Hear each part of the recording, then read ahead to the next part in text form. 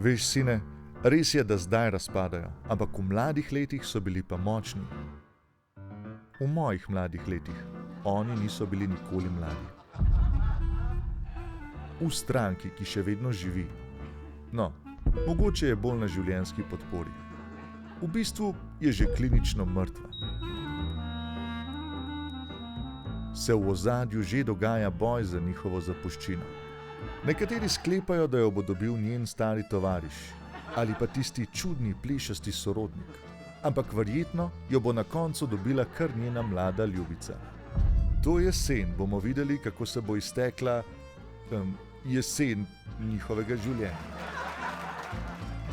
Od ustvarjalcev, ki so premladi, da bi gledali boj na požiralniku, za gledalce, ki so dovolj stari, da bi v njem nastopali.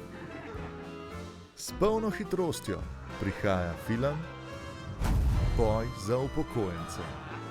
Kmalu v vaši kinematografiji. Hej, to je naš YouTube kanal, klikni na ta gumb in se naroči, da boš na tekočem. Polagaj pa nas tudi na Facebooku in na Twitterju, pa na ulici, pa na kakšnem javnem WC-ju.